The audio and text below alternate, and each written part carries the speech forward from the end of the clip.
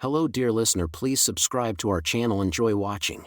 I don't think anyone ever really sees betrayal coming, at least not in a way that's as clear as you'd think. I mean, yeah, there are little signs here and there. Sure, you notice things, but you convince yourself you're imagining it. It's like hearing a creak in the house and assuming it's just the floorboards, not the foundation cracking. My wife, Emily, and I had a pretty solid life. You know the kind: 2 kids, a house in the suburbs, a golden retriever, and an easy routine. Breakfast was at 7:30. The kids went to school, I went to work, we met at dinner, talked about the day, and got into bed. It wasn't glamorous, but it worked. It was comfortable. We were okay. But for the past few months, something felt off. And that's the thing with something feeling off: it's like an itch you can't scratch, but you don't know where it's coming from. I'd come home late from work, and Emily would be glued to her phone, barely looking up. Sometimes she'd smile at me in this half-hearted way, like she was playing a part. But whenever I'd ask about her day, her smile would tighten, and she'd quickly change the subject. Maybe I was paranoid. Maybe I was being a jerk, overthinking things. I had my own issues, right? I worked long hours, I wasn't exactly the most romantic guy anymore, and I didn't always listen the way I should. But I trusted her. You have to, right? In a marriage, trust is the foundation. Or at least, it should be. One night, I came home early. It was about 6 p.m., which was odd for me. But I wanted to surprise Emily, maybe do something nice. I walked in through the garage, dropped my bag by the door, and heard her talking softly in the kitchen. I walked in, expecting to see her on the phone with a friend or something. Instead, I found her phone unlocked on the kitchen counter. That's when I made my mistake. I shouldn't have looked. I knew it the second my fingers hovered over the screen.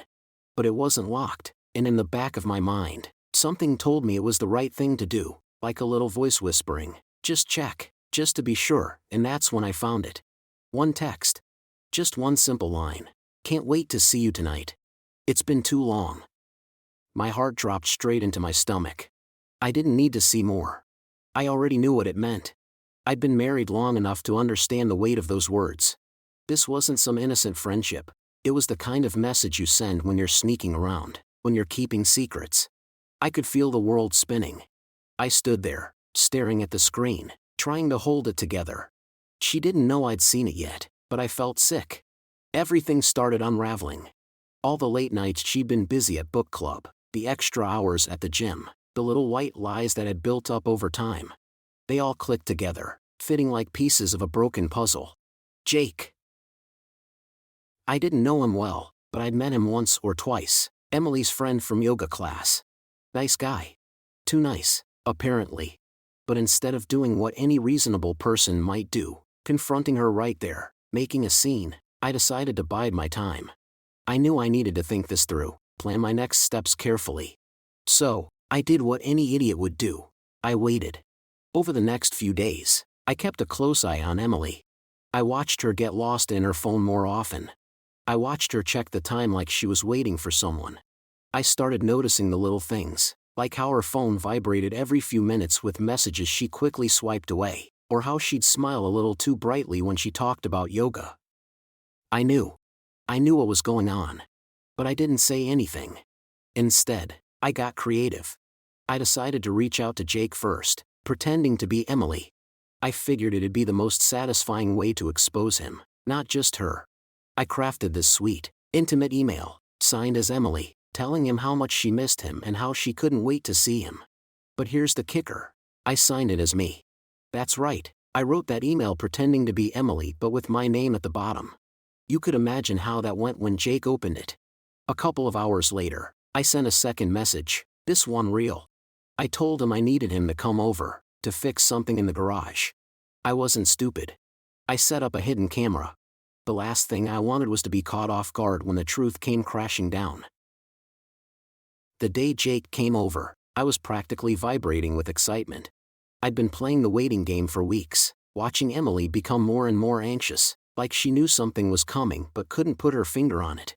Jake showed up, wearing a tool belt, acting like nothing was wrong, totally unaware of the storm he was about to walk into.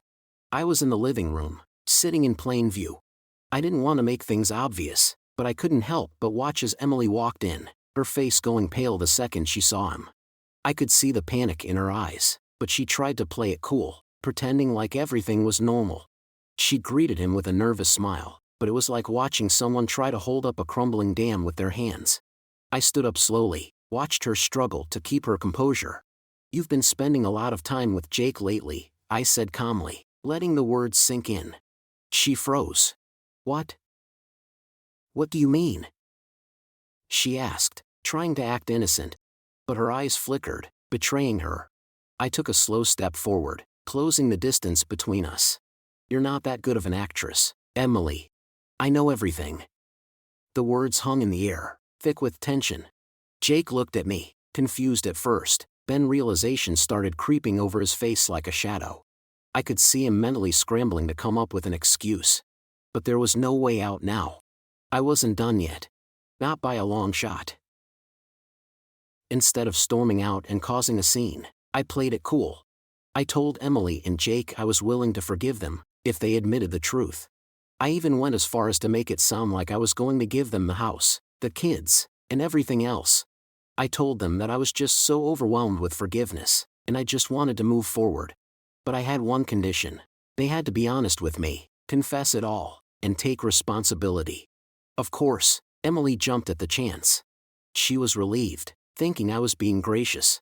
Jake, on the other hand, seemed a little hesitant, like he was trying to calculate the risk.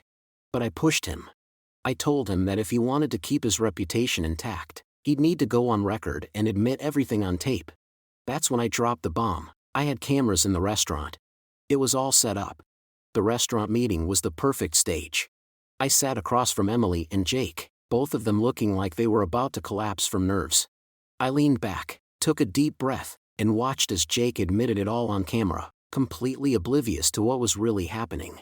By the time I was done, they were both exposed, publicly humiliated. It wasn't just about the affair anymore. It was about their reputation, their careers, and their lives. And as they tried to piece together the shattered remains of their worlds, I walked away with the best prize: my dignity, and a sense of control I hadn't had in months. After everything was out in the open, I could finally breathe again. The weight that had been on my shoulders for months, maybe even years, was gone. Emily and Jake tried to piece together their lives, but the damage was already done. They would never be the same, and that, to me, was the most satisfying part of all. The best part? I didn't have to burn their lives to the ground. They did it themselves. I didn't need to destroy them. They did that all on their own, with their lies, their deceit, and their arrogance. As for me, I walked away with everything I needed: my family, my dignity, and my peace of mind. And that, in the end, is the real silver lining. If you leave a comment, tell us what you think about the story you heard. It's important to us and will help us find and tell stories that you find interesting. Thank you for watching us.